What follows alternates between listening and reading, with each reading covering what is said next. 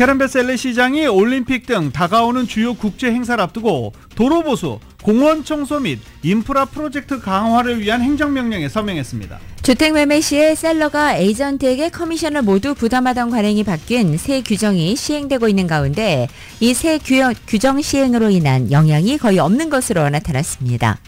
시니어들이 운전면허증을 갱신할 때 필기시험을 보지 않아도 되는 정책이 시행됐지만 여전히 필기시험을 요구하는 사례가 있는 것으로 나타났습니다. 산타모니카 칼리지에서 발생한 총격사건 피해자가 끝내 사망했습니다. 산타모니카 칼리지는 애도 성명을 발표하고 기금 모금을 시작했습니다. 스티브 강 KYCC 대외협력 디렉터가 LA시 도시 인프라 개선을 총괄할 LA시 공공사업 커미셔너로 임명됐습니다. 캘리포니아의 유권자 절반 이상은 타주로의 이주를 고려하고 있는 것으로 조사됐습니다. 높은 생활비용이 원인입니다. 카말라 해리스 부통령이 처음으로 보수 매체인 팍스뉴스에 출연해 국경 문제 등 보수층이 우려하는 사안에 대해 직접 소통을 시도했습니다. 트럼프 전 대통령은 스페인어 방송 채널에 출연했습니다. 이민자들은 합법적으로 입국해야 한다고 말했습니다. 바이든 대통령이 6만 명이 넘는 대출자 학자금 45억 달러를 추가 탕감한다고 발표했습니다. 연방거래위원회가 소매업체와 체육관 등의 사업체들이 고객에게 온라인상 클릭으로 손쉽게 멤버십을 해지할 수 있게 하는 규정을 약 6개월 뒤에 시행할 계획이라고 밝혔습니다. 상무부는 9월 소매 판매가 7,144억 달러로 전월 대비 0.4% 증가했다고 밝혔습니다. 전문가 전망치를 웃돈 수치입니다. 지난주 신규 실업수당 청구 건수는 24만 1,000건으로 한 주 전보다 19,000건이 증가했습니다. 우크라이나 지원 문제를 놓고 미국과 독일이 논의합니다. 바이든 대통령이 독일을 방문해 올라프 슐츠 총리와 오늘 정상회담을 할 예정입니다. 젤렌스키 우크라이나 대통령은 북한이 총 10,000여 명의 인력을 러시아 측에 파병하기 위해 준비 중이라고도 밝혔습니다. LA 다저스가 뉴욕 매츠와의 챔피언십 시리즈 3차전에서 8대0으로 승리하고 시리즈 전적 2승 1패로 앞서 나갔습니다. 한편 다저스는 오늘 오후 5시 뉴욕 매츠와 챔피언십 시리즈 4차전을 치릅니다. 뉴욕 양키스와 클리블랜드 간의 챔피언십 시리즈 3차전은 오늘 오후 2시에 시작됩니다. 오늘 뉴욕 증시는 상승 출발하고 있습니다. 원달러 환율은 1368.6원으로 마감했습니다. 남가주 오늘 대체를 흐리고 오후에는 이슬비 내리겠습니다. LA 한인타운의 낮 최고 기온은 68도로 예상됩니다. 이 시간 주요 뉴스는 하늘 위 호텔 세계 최대 항공기 아시아나항공 A380에서 차별화된 서비스를 만나보세요. 고국까지 편안하고 안전하게 모시는 아시아나항공 제공입니다. 여러분 안녕하십니까? 김윤정입니다. 안녕하십니까? 유지승입니다. 2024년 10월 17일 목요일 라디오 서울 모닝 뉴스 2부입니다. 이 한인타운 중심부인 윌셔와 웨스턴 광장 잘 만들어져 있죠. 지하철역도 있고 버스 정거장도 있어서 많은 분들이 이용합니다. 그런데 오래 서 있기 힘들어요. 냄새도 너무 많이 나고. 잠깐 이용하는 메트로 이용객들도 그렇습니다. 그런데 거기 거주하는 사람들도 있죠. 솔레어입니다. 한인타운 중심부인 윌셔와 웨스턴 메트로 광장의 오랜 문제를 해결하기 위해서 어제 미팅이 있었습니다. 어제 오후 12시 30분 LA 메트로 관계자들과 솔레어 상업빌딩 관리자들이 현장에서 만나 문제 해결을 위한 논의를 진행했습니다. 사는 사람도 사는 사람들이고 이 솔레어에 입주해 있는 스몰 비즈니스 업체들도 아주 힘들긴 마찬가지입니다. 어제 미팅의 주요 내용은 일단 LA 메트로의 커뮤니티 관계 매니저와 시설 담당자가 참석을 했고 솔레어 빌딩의 상업 담당자들이 참석해 미팅이 진행됐습니다. 어제 저희 라디오 서울 보도국도 여기 함께 했습니다. 메트로 관리자에 따르면 윌셔 웨스턴 광장은 LA시 관리지역과 빌딩 관리 지역이 인접해 있어 책임 소재가 불분명했던 것으로 나타났습니다. 그래서 문제 해결이 지연됐다는 것입니다. LA 메트로 최고위층에서도 이 문제 해결에 관심을 보이고 있어 실질적인 개선이 이뤄질 것으로 기대된다라며 어제 미팅은 마무리가 됐습니다. 메트로 이사회의 캐서린 바거 슈퍼바이저 역시 이 문제의 중요성을 언급한 바 있습니다. 이 지역 문제점 저희가 꾸준히 지적하고 있습니다. 앞으로도 계속 업데이트된 내용 보도해드릴 수 있도록 하겠습니다. 캐런 베스 LA 시장이 2028년 LA 올림픽을 앞두고 LA 시내 도로와 공공시설을 개선 절차를 간소하게 하도록 행정명령에 서명했습니다. 보도국 뉴스룸에서 전해드립니다. 행정명령은 시 부서들이 인프라 프로젝트를 계획하고 실행하는 방식을 전면 개편하는 내용을 담고 있습니다. LA에는 2만 8천 마일의 도로 차선이 있지만 수리하는데 많은 장애물에 직면하게 됩니다. 시내보도 수리 요청 대기 리스트는 수천 건에 달하고 대기 시간은 몇 년까지 걸립니다. 베스 시장은 앞으로 LA가 치를 주요 국제 행사를 앞두고 LA시의 도로 등 인프라를 개선하기 위해 수년 동안의 투자 계획을 수립하도록 지시했다고 밝혔습니다. 시내 아스팔트와 가로등, 자전거 도로, 배수구, 공원 등을 다루는 부서가 여러 군데 있는데 시내 도로를 재포장하는 것과 같은 단순한 보수 작업도 여러 부서를 거쳐야 해 절차가 더뎌 장기간이 소요되는 실정입니다. 이번 행정명령은 여러 부서로 나뉘어진 실무그룹을 해체하고 중앙집중식 시스템으로 변경하는 내용을 담고 있습니다. 9개 시 부서의 국장들로 구성된 단일위원회가 도로 프로젝트의 유지보수, 실행, 개발을 조정하는 임무를 맡게 되는데 여기에는 도난당한 구리선 교체, 울퉁불퉁한 보도 수리, 자전거 도로 만들기, 다리 보수, 보행자 개선 등이 포함됩니다. 위원회는 유지보수 일정과 중앙 인벤토리 목록을 작성한 후 자금 조달 전략을 개발하고 가장 시급한 프로젝트가 무엇인지 우선순위를 정해 작업하게 됩니다. 일례로 LA시가 가로등이 꺼진 것을 알 수 있는 방법은 3.11에 접수된 시민 신고를 보고 알게 되는데 이처럼 단절된 접근 방식은 넓은 LA시를 관리하는 제대로 된 방식이 아니라는 것입니다. 통합된 단일 운영위원회 설립으로 기존 시스템보다 더 빠르고 효율적으로 움직여 국제 행사를 대비하겠다는 취지입니다. 라디오 서울 보도국 뉴스룸입니다.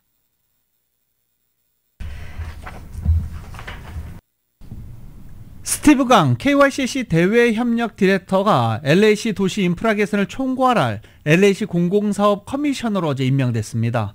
정연호 기자가 보도합니다. 캐런 베스 LA 시장이 2026년 FIFA 월드컵과 2028년 올림픽 등 LA에서 열리는 국제적인 이벤트를 준비하기 위해서 LA 시내 도로 등 인프라 개선을 가속화하기 위한 행정명령을 16일 발동하고 그동안 여러 부서에 걸쳐 있던 인프라 개선 사업을 중앙 집중적으로 총괄할 컨트롤 타워 격인 공공사업 커미셔너 5명을 임명했습니다. 한인인 스티브 강 KYCC 대외협력 디렉터가 새로 임명된 5명의 공공사업 커미셔너 중 한 명입니다. 베스 시장은 올림픽과 월드컵을 앞두고 새로 임명된 커미셔너들이 LA 시민들에게 청결하고 안전한 거리와 잘 유지된 인프라, 활기찬 공원, 공공장소를 제공하는 일을 맡을 것이라고 밝혔습니다. LA시 역사상 한인이 공공사업 커미셔너로 임명된 것은 스티브 강 씨가 세 번째입니다. LA시 의회에서 인준 절차를 마치는 대로 다음 달 중순부터 스티브 강 씨는 LA 시청에서 근무하게 됩니다. 풀타임직으로 LA 시내 도로와 인프라 개선 사업과 관련해 총책임을 맡게 됩니다.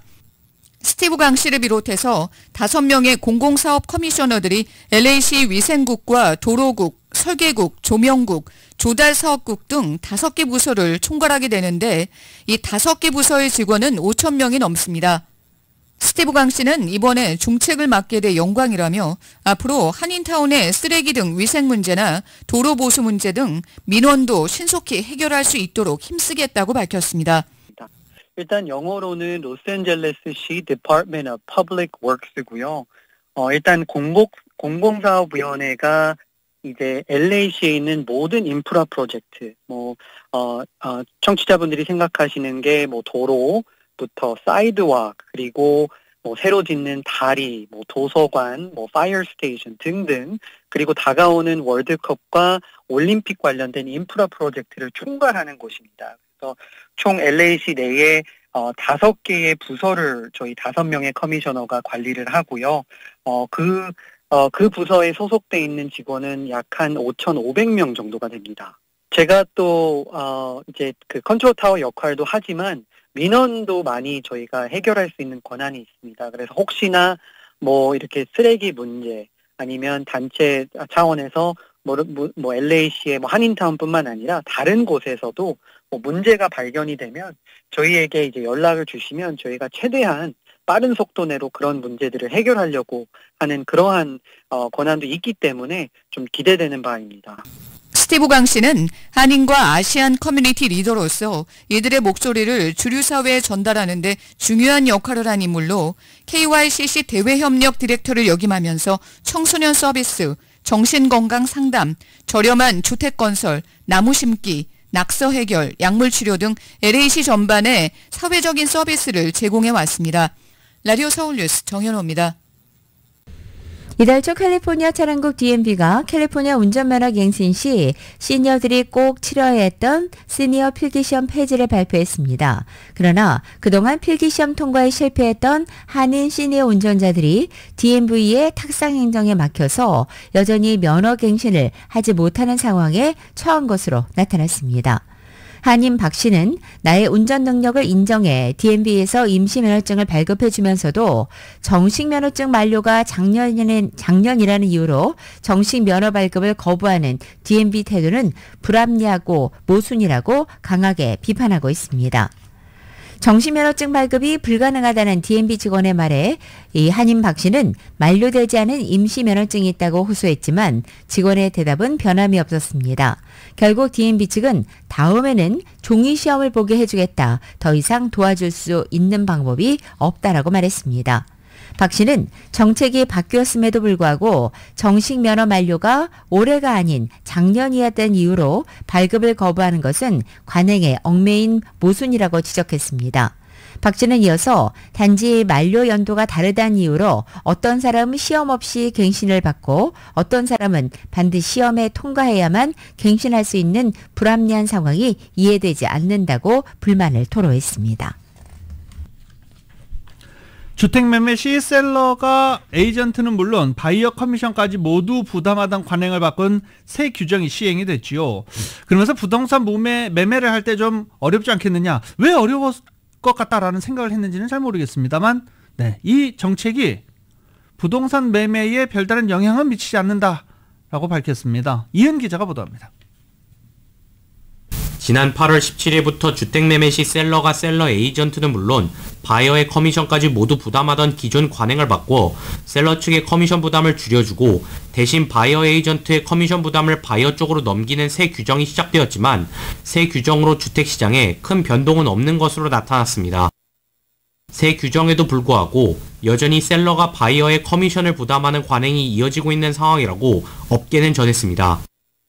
타운 내 부동산 업계는 최근 남가주에서 주택 매매 건수가 급감한 이유가 새 커미션 규정 때문에 부동산 시장의 혼선이 일기 때문이라는 시각이 있지만 매매율 급감의 주 원인은 높은 이자율이라고 지적했습니다. 조나단 박 남가주 한인부동산협회 이사장은 기존 관행이 여간해서 바뀌지 않고 있다고 설명했습니다. 여전히 셀러들이 바이어들의 커미션 비용을 부담하는 경우가 많고 새 규정으로 처리해야 할 서류만 늘어났다는 입장입니다. 결론적으로 말씀드리면 이 일을 통해서 셀러와 바이어들이 한 번 더 에이전트 커미션에 대해서 그 값어치에 대해서 한 번 더 생각하게 되었고, 그래서 그 에이전트 커미션에 관련해서 네고시에이션을 함으로써 현재 남가주 주택매매가 저조한 주 원인은 경제 상황이라고 부동산 업계는 입을 모았습니다. 모어랜드 프로퍼티스의 케네스주 대표도 새 커미션 규정으로 인해 셀러가 바이어의 커미션까지 부담하던 기존 관행에는 큰 영향이 없었으며 새 규정이 주택매매에 미치는 영향은 미미하다고 지적했습니다. 근데 아직까지 이자가 조금 내려갔지만 아주 현저하게 내려가지는 않았거든요. 6% 전에서 왔다 갔다 하는데 이자가 5% 밑으로 내려갈 경우는 예전처럼 상당한 부동산이 활성화가 될 것 같습니다. 마크홍 남가주 한인부동산협회 회장은 현재 가주 주택매매가 줄어든 원인은 지역 환경적인 요인도 원인이 되고 있다고 지적했습니다. 지금 소셜 트렌드는 뭐냐? 지금 LA 같은 거 호meless 사람들 있고 크라임 있고 바이어 에이전트 피 때문에 그렇게 임팩트 되는 거는 그거는 미니멀 임팩트 같아요. 라디오 설 뉴스 이은입니다. 캘리포니아 유권자 과반수가 캘리포니아주를 떠나는 것을 고려한 것으로 조사됐습니다. 이외 로컬 소식 보도국에서 전해드립니다. 가주 유권자 과반수가 캘리포니아주를 떠나는 것을 고려한 것으로 조사됐습니다. 이달 에머슨 대학이 1000명의 캘리포니아주 유권자들을 대상으로 실시한 여론조사에서 응답자 과반수인 56%가 높은 생활비로 인해 캘리포니아를 떠나는 것을 고려했다고 답했습니다.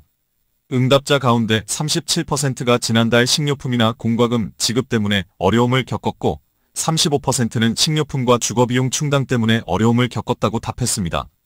26%는 식료품과 처방약 지급에서 어려움을 겪었다고 답했습니다. 캘리포니아주는 전국에서 단독주택의 중간 가격이 가장 높고 가주의 운전자들은 다른 주보다 더 많은 가솔린 값을 지불합니다. 캘리포니아의 인구는 2019년부터 2023년까지 정체되거나 줄어들다 올 들어 약간 증가했습니다. 가주를 떠나는 주원인은 보다 저렴한 생활비를 찾아서입니다. 최근 컨슈머 어페어 조사에 따르면 캘리포니아는 들고 나는 주민들을 계산해서 네트로 인구가 줄어든 숫자가 전국 1위를 차지했고 그 뒤를 이어 뉴욕, 뉴저지, 일리노이 순으로 순인구 유출이 많았습니다.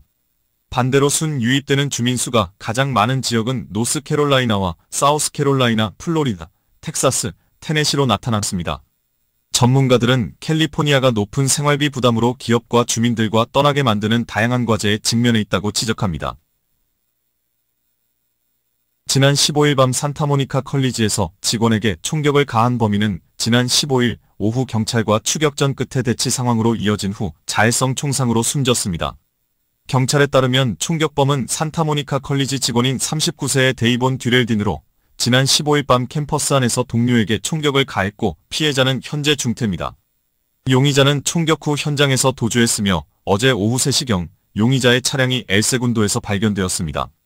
경찰과 추격전을 벌이다 대치 상황으로 이어졌고 용의자가 자신의 차 안에서 자해성 총상으로 숨진 채 발견됐다고 경찰은 밝혔습니다. 총격 동기는 알려지지 않았습니다. 라디오 서울 보도국 뉴스룸입니다. 디즈니랜드 사실 여기 사시는 분들은 손님이 오면 잘 가지는 않죠. 또 아이가 있는 집은 또 상황이 다를 수도 있습니다. 디즈니랜드 갈 때마다 줄이 너무 길어서 비싼 입장료를 주고 들어왔는데 볼 것, 즐길 것 전부 다 즐기고 오고 싶은데 줄이 길어서 힘들다라고 하시는 분들에게 패스트 패스가 있었습니다. 이 패스트 패스를 타면 줄 따로 서게 되죠. 근데 거기도 줄이 길어요. 그래서 디즈니랜드가요 번개 패스를 출시했습니다. 번개 레인 프리미어 패스라는 건데요. 이게 뭐 줄여서 번개 패스를 출시했습니다. 어떠한 줄도 서지 않고 번개 패스를 가지고 있는 소지자들은 그냥 들어가서 시설을 이용할 수 있는 겁니다.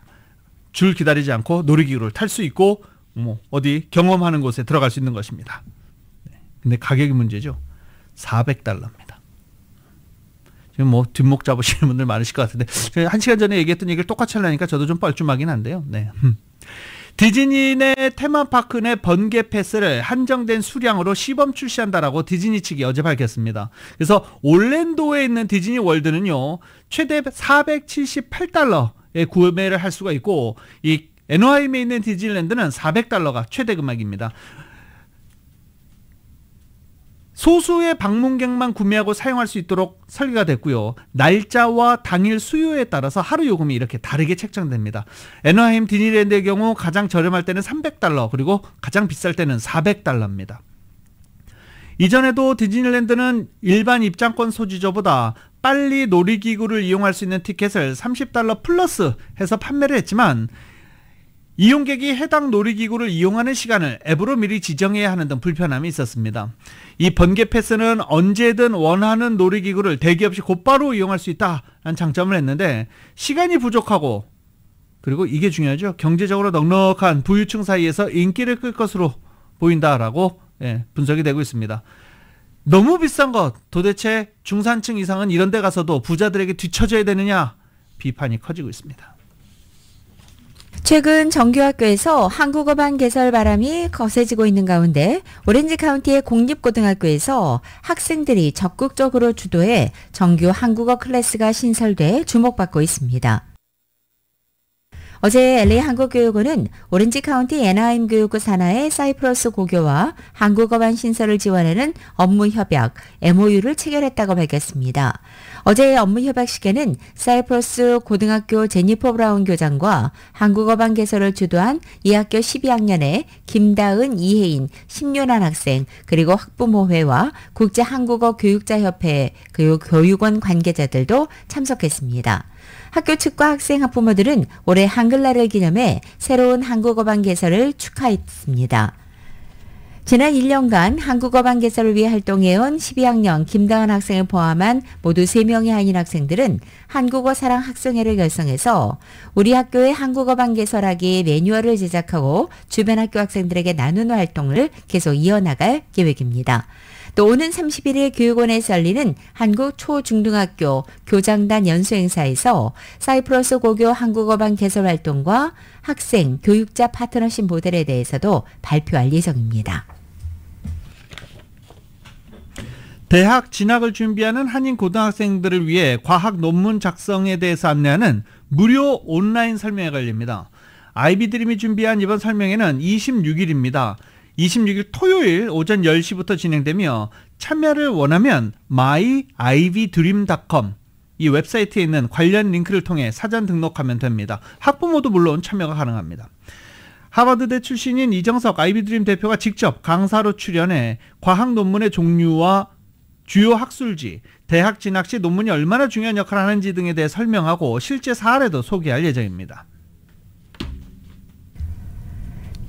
해외 체류 중인 병역 의무자도 지난 14일부터 한국행정안전부에서 제공하는 모바일 신분증을 통한 본인 확인 절차를 거쳐서 병무행정 서비스를 이용할 수 있게 됐다고 한국의 병무청이 밝혔습니다.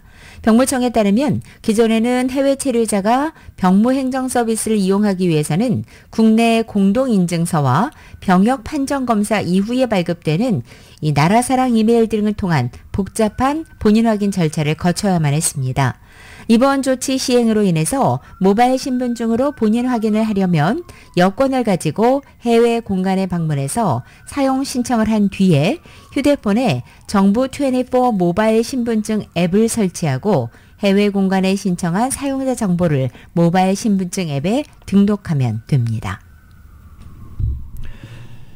지난 25년간 끌어왔던 카톨릭 LA 대교구 성직자들의 아동 성추행 사태와 관련해 교구 측이 피해자 보상금으로 8억 8천만 달러를 지급하기로 합의했습니다. 피해자 1353명을 대리하고 있는 변호인단은 LA 대교구 측과 이 같은 합의에 도달했다고 밝히고 LA 대교구는 관할 사제들의 성범죄로 인해 지금까지 7억 4천만 달러의 보상금을 지급했는데 이번 합의로 보상금 총액이 15억 달러까지 늘어나게 됐습니다. 1980년 말부터 불거져 파문이 확산되어 온 카톨릭 LA 대교구 성직자들의 성범죄 파문은 그동안 300명 이상의 사제들이 연루된 사건으로 수많은 소송을 거쳐 그 진상이 공개돼 왔었습니다.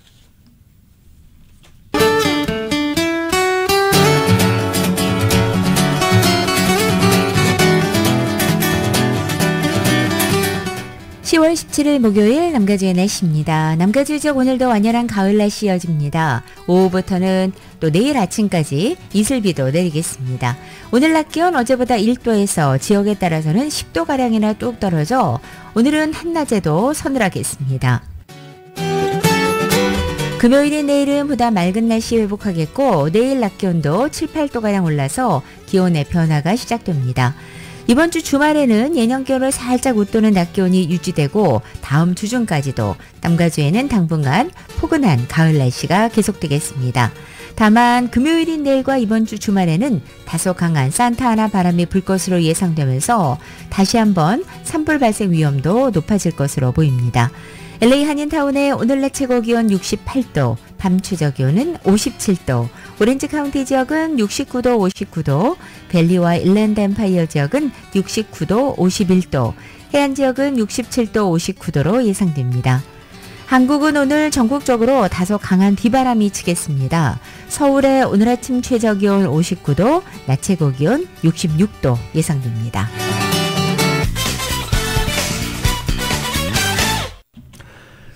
대선을 3주 앞두고 바이든 대통령이 또 학자금 탕감을 발표했습니다. 바이든 대통령은 공공부문 근로자에 대한 학자금 대출 탕감 프로그램을 통해 6만 명이 넘는 대출자 학자금 45억 달러를 추가 탕감한다고 밝혔습니다. 이에 따라 행정부의 다양한 조치를 통해 지금까지 학자금 부채를 탕감받은 대출자는 총 500만 명이며 규모로는 1,750억 달러에 달합니다. 학자금 대출 탕감은 바이든 대통령이 역점을 두고 추진해오고 있는 정책입니다. 공화당은 이 사업이 대통령 권한 남용이며 대학 교육을 받은 대출자에게만 혜택을 주고 다른 대출자는 혜택을 받지 못하는 불공정한 조치라고 주장해왔습니다. 공화당 대선 후보 트럼프 전 대통령이 어제 민주당의 핵심 지지층 가운데 하나인 히스패닉 유권자들 앞에 섰습니다. 트럼프 전 대통령은 대선을 20일 남겨둔 어제 플로리다주에서 진행된 스페인어 방송 유니비전과 타운홀 미팅에서 이민 정책을 포함해 주요 현안에 대한 자신의 정견을 밝힌 것입니다. 국경 봉쇄를 포함해서 불법 이민에 대한 초강경 목소리를 높여온 트럼프 전 대통령은 이민자들 앞에서는 최근 국경을 넘어오는 불법 이민자들은 범죄자와 마약상들이라면서도 다소 누그러진 태도를 보였습니다. 우리는 노동자들이 필요하고 그들이 들어오길 바란다. 그러나 그들은 합법적으로 입국해야 하고 우리나라를 사랑해야 한다라고 강조한 것입니다. 또 오하이오주 스프링필드 IT 주민들이 이웃의 개와 고양이를 잡아먹었다는 자신의 주장과 관련해 정말로 그렇게 믿는지를 묻는 말에는 나는 단지 보도된 것을 말한 것이다라고 답변했습니다. 그러나 뉴욕타임즈는 트럼프 전 대통령이 연방의회에서 초당적으로 합의한 국경 강화 정책이 자신의 반대로 무산된 거 아니냐는 질문을 비롯해 다수의 압박성 질문에는 제대로 답변하지 않았고 특유의 엉뚱한 답으로 위기를 피해 나갔다라고 지적했습니다. 카말라 해리스 부통령이 트럼프 전 대통령에 대한 네거티브 공격 수위를 높이고 있습니다. 지난 7월 등판 후 계속됐던 상승 모멘텀이 소실되면서 오차 범인의 대결이 고착되자 유세에서 낙태 문제 등에 대한 자유를 강조하는 대신 트럼프 전 대통령의 재집권이 초래할 민주주의 측면에서의 위협을 더 부각하면서 초당적 애국심을 연결고리로 반트럼프 표심을 공략하고 있습니다. 펜실베니아주 벅스카운티의 유세 현장에서는 100여 명의 공화당 내 인사와 함께 유세를 했습니다. 이 100여 명의 공화당 내 인사들은 해리스 부통령을 지지한 사람들입니다. 유세 현장 인근이 독립전쟁 때 조지 워싱턴이 이끌던 대륙군이 델라웨어 강을 건너 적을 상대로 대승했고 결과적으로 이곳이 미국의 헌법이 탄생하게 됐다라고 말하기도 했습니다. 그러면서 이번 선거에 걸린 것은 헌법 바로 그 자체라며 당보다 국가를 우선해야 한다는 핵심적인 믿음을 공유하기 때문에 우리가 오늘 여기에 함께 있다라며 공화당 의원들이 함께 유세에 참여한 이유를 밝혔습니다. 그러면서 헌법은 과거 유물이 아니고 우리가 감옥에 갇히거나 군의 표적이 될 수 있다는 두려움 없이 자유롭게 말하고 대통령을 비판할 수 있는 나라인지를 결정하는 기준이다라고 말했습니다. 그러면서 16 의사당 폭동 사태 때의 트럼프를 비난하기도 했습니다. 해리스 부통령은 또 트럼프 전 대통령의 인지 능력을 겨냥해 고령 문제를 집중적으로 부각하기 시작했습니다. 카말라 해리스 부통령은 어제 당선 시에 나의 대통령 임기는 조 바이든 대통령 임기의 계속이 아닐 것이다 라고 말했습니다. 해리스 부통령은 대선을 20일 앞둔 어제 방영된 박스뉴스와의 인터뷰에서 새로 취임하는 모든 대통령처럼 나는 내 삶의 경험과 내 전문적인 경험 그리고 신선하고 새로운 구상을 갖고 갈 것이다 라고 말했습니다. 이 같은 발언은 현 조 바이든 행정부의 2인자인 자신에게 공화당 측에서 제기하고 있는 인기 없는 정권의 공동 경영자 프레임을 떨치려는 시도로 보입니다. 또한 나는 새 세대의 리더십을 대표한다고 밝힌 뒤 일례로 나는 경력의 대부분을 워싱턴 DC에서 쌓은 사람이 아니라고 강조했습니다. 캘리포니아에서 검사로 활동하다가 2017년 워싱턴에 입성해 연방 상원의원을 거쳐 부통령까지 오른 자신의 경력이 대권에 도전하는 전형적인 기존 정치인들과는 다르다고 주장한 것입니다. 그러면서 해리스 부통령은 자신이 대통령이 되면 공화당과 재계의 의견까지도 수렴하겠다고 말했습니다. 카말라 해리스 부통령이 3분기에 트럼프 전 대통령보다 5억 달러 이상 기부금을 더 모은 것으로 나타났습니다. 파이낸셜 타임즈에 따르면 해리스 부통령은 바이든 대통령이 사퇴한 7월 21일 이후부터 9월 말까지 8억 7천만 달러를 모금했습니다. 바이든 대통령이 사퇴 전에 모금한 금액까지 포함하면 해리스 캠프 금고에 있는 돈은 16억 8천만 달러입니다. 해리스 부통령은 200달러 이하를 정치 자금으로 내는 소액 기부자들 사이에서 인기가 높은 것으로 확인이 됐습니다. 트럼프 전 대통령은 3분기에 3억 6,600만 달러를 모금했습니다. 지난 2020년 선거에 비해 소액 기부자 지원은 줄어들었습니다. 트럼프 전 대통령은 소액 기부자보다 재계의 큰손들이 참여하는 슈퍼팩에 대한 의존도가 높습니다. 테슬라의 일론 머스크, 카지노 재벌 미리엄 에덜슨, 운송업 재벌 딕 월라인 등 억만장자 3명이 3분기에만 2억 2천만 달러를 트럼프 캠프에 지원했습니다. 소규모 지원자들, 유권자들의 지원은 줄어드는 대신 억만장자 3명이 이들의 지원금을 모두 다 상쇄시켰습니다. 각 후보 캠프가 모금하는 정치자금 외에 슈퍼팩이 모금하는 정치자금까지 감안하면 해리스 캠프와 트럼프 캠프의 자금력 차이 없습니다. SNS 플랫폼인 X에서 AI를 이용한 가짜 계정 수백 개가 조직적으로 사람 행세를 하면서 트럼프 전 대통령과 공화당을 지지하는 글을 퍼뜨렸다는 연구 결과가 나왔습니다. 클램스대 연구진은 최근 발간한 연구 보고서에서 X계정 최소 686개로 이루어진 조직적인 네트워크를 확인했다고 밝혔습니다. 해당 계정에 올린 글은 주로 최근 미국에서 진행된 4건의 상원의원 경선과 대선 후보 경선 등에 관한 것이었고 트럼프 전 대통령과 공화당을 지지하는 내용이었습니다. 연구진은 조직적인 네트워크를 운영하거나 자금을 대는 주체는 현재 불분명한 상태이지만 게시글 내용이 미국 국내 정치에 집중돼 있고 외국과 명확한 연관성이 없다는 점에서 외국 정부보다는 미국 내부 세력의 정치적 작전일 가능성을 시사한다라고 짚었습니다.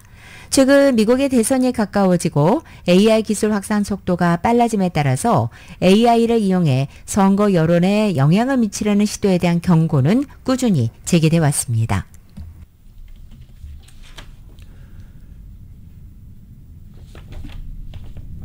공화당 부통령 후보인 제이디 벤스 상원 의원이 트럼프 전 대통령의 2020년 대선 패배를 인정하지 않는다라고 입장을 밝혔습니다. 그리고 2020년 대선 투개표 과정에서 심각한 문제가 있었다고 생각한다라고 덧붙였습니다. 벤스 의원은 그동안 2020년 대선 결과 불복에 동의하는지에 대한 질문에 즉답을 피해왔는데 이같이 이제 입장을 밝힌 것입니다. 11월 5일 대선에서 관심 지역 중 하나인 네브라스카주에서 중범죄자도 투표할 수 있는 길이 열렸습니다. 따라서 이들의 투표가 이번 대선 판도에까지 영향을 미칠지 관심이 쏠립니다. 네브라스카 대법원은 어제 보브 에브넨 주 총무장관이 중범죄자의 선거 등록을 하지 못하게 한 것은 위법이라면서 미국의 시민자유연맹에 낸 소송에서 이 자유연맹 측에 손을 들어준 것입니다. 그동안 네브라스카주에서는 중범죄자의 경우 형기를 마치고 2년 뒤에 투표권이 회복됐습니다.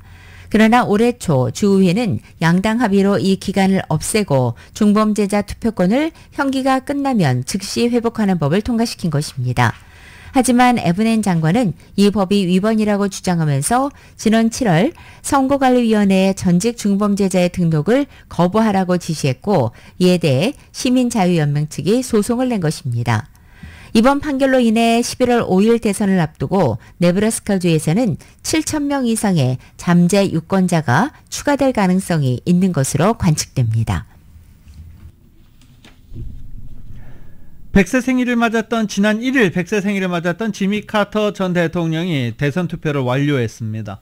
카터 센터에 따르면 조지아주에서 우편 사전투표를 통해 한 표를 행사한 것으로 전해졌습니다. 카터 센터는 누구에게 투표했는지는 밝히지 않았지만 민주당 대통령 후보인 해리스 부통령에게 투표한 것으로 전해지고 있습니다. 전당대회에서 카터 전 대통령의 손자 제이슨이 연설을 통해 할아버지는 해리스를 위해 투표하길 너무나도 원하고 해리스에게 투표하기 위해 노력하고 있다라고 전한 바 있습니다. 해리스 부통령은 이 기사와 함께 카터 대통령 지지해 주셔서 감사하다라고 메시지를 적기도 했습니다. 도널드 트럼프 전 대통령 측이 재집권 시 차기 행정부 인선에서 배제할 명단을 준비하고 있다고 정치전문 매체 폴리티코가 보도했습니다. 폴리티코는 트럼프 행정부 1기 당국자 출신 소식통 2명을 인용해서 트럼프 전 대통령의 장남인 트럼프 주니어의 주도로 차기 트럼프 행정부에서 기용하지 말아야 할 인사들의 블랙리스트가 작성되고 있다고 전한 것입니다. 특히 한 소식통은 프로젝트 2025에 참여한 사람들은 분명히 블랙리스트에 올라있다고 전했습니다.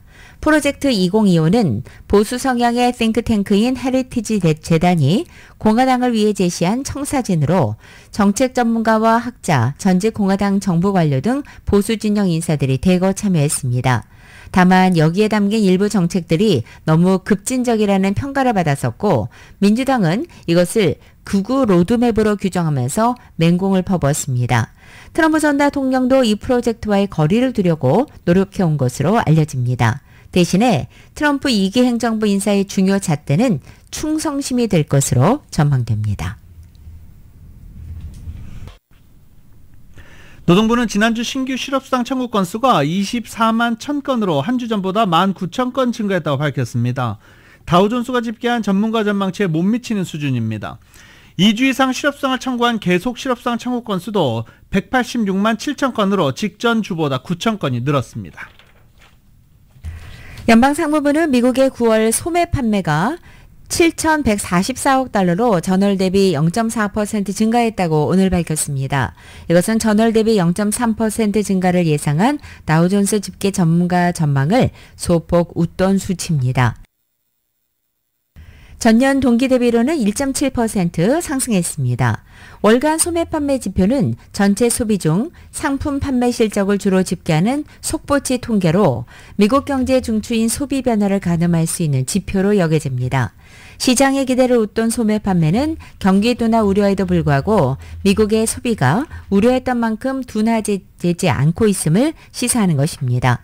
월가에서는 고금리 장기화와 임금 증가세 둔화 그리고 가계대의 초과 저축과 고갈의 여파로 민간 소비가 둔화될 것이라는 전망을 해왔습니다.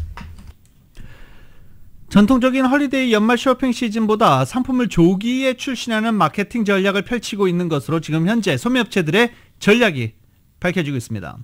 소비 트렌드가 계절과 상관없이 테마 상품을 구매하는 방향으로 옮겨가자 수요자 맞춤형 판매 전략을 펼치겠다는 청사진으로 풀이됩니다. 홀푸드 등 온라인과 오프라인 소매업체들이 연말 쇼핑 시즌보다 훨씬 일찍 상품 출시에 지금 나서고 있기 때문입니다. 그뿐만이 아닙니다. 베스앤바디웍스 등 여러 가지 소매업체들이 신상품, 겨울 신상품을 벌써부터 출시하기 시작했습니다. 미국에서 각종 구독과 멤버십 해지가 앞으로는 가입만큼 쉬워질 것으로 보입니다. 연방거래위원회 FTC는 소매업체와 체육관 등의 사업체들이 고객에게 온라인상 클릭으로 손쉽게 멤버십을 해지할 수 있는 규정을 약 6개월 후에 시행할 계획으로 알려졌기 때문입니다. 이에 따라서 사업체는 고객이 원래 앱이나 웹사이트로 가입한 멤버십을 챗봇이나 대행업체를 통해 해지하도록 강요하는 것이 금지됩니다. 고객이 직접 가입한 멤버십의 경우에는 전화나 온라인으로 해지할 수 있는 선택권을 줘야 하는 것입니다. 또한 가입 기간을 연장하거나 무료 체험판을 유료 멤버십으로 전환하기 전에 고객의 동의를 얻어야 합니다. FTC는 사업체들이 가입을 취소하려는 사람들을 끊임없이 돌고 돌게 만드는 경우가 너무 잦다고 지적했습니다. FTC가 새로 도입하는 규정은 이러한 속임수와 함정을 없애서 미국인들의 시간과 돈을 절약하게 될 것이며 누구도 원하지 않는 서비스에 비용을 지불하도록 발목이 잡혀서는 안 된다고 강조했습니다. 2021년 미국에서 이루어진 한 설문조사 결과 소비자들은 불필요한 구독을 해지하는 데 약 3개월이 걸리는 것으로 나타난 바 있습니다. 아마존이 전자책 단말기 킨들의 컬러 버전, 킨들 컬러 소프트를 출시한다라고 밝혔습니다. 이거 보니까 또 생각나시죠? 새삼 생각이 나실 겁니다. 아마존이 책 파는 곳이었습니다. 그리고 킨들, 전자책을 판매하던 이런 책방이 지금 전 세계의 유통업체를 좌지우지하는 기업으로 큰 것입니다. 킨들은 책을 읽는 것과 같이 책장을 넘기며 책을 볼 수 있는 전자책, 2007년 출시된 아마존의 첫 가전기기로 이제 칼라가 출시가 된 것입니다. 모닝뉴스 스포츠 소식입니다. 스포츠 소식은 전문가가 추천하는 이민법과 가정법 전문 재인정 종합법률사무소 제공입니다. 16 out of his last 19 typo numbers. There's a towering drive down the line. Ohtani's broken through. It is gone. A majestic home run into the second deck. 7-0 LA. 어제 LA 다저스가 뉴욕 매츠와의 챔피언십 시리즈 3차전에서 8-0으로 승리를 거뒀습니다. 근데 희한하죠. 오타니가 모든 기록을 갈아치우고 있다. 야, 요새 타율이 좋지 않은데 뭘 갈아치우고 있다는 거야? 라고 궁금해하시는 분들 많으시죠. 네, 주자만 있으면 안타를 칩니다. 20타수 17안타. 주자가 있을 경우 20타수 17안타. 역대 플레이오프 최고 타율 신기록입니다. 네, 주자가 있을 때 경우입니다. 오타니 선수 어제 4대 0으로 앞서고 있던 상황에서 3점 홈런을 터뜨리면서 팀의 8대 0 대승에 넘어가는 쐐기포를 박았습니다. 그리고 또 어제 재밌는 기록은 또 맥스먼 씨가 기록을 했었죠. 8타석 연속 출루라는 신기록도 세웠습니다. 오늘 4차전 펼쳐집니다. 2024년 10월 17일 목요일에 전해드린 라디오솔 모닝뉴스 여기서 마치겠습니다. 지금까지 진행의 유지승, 김윤정이었습니다. 잠시 후 9시에는 강혜신의 오늘의 미국이 방송됩니다. 함께해 주신 여러분 고맙습니다.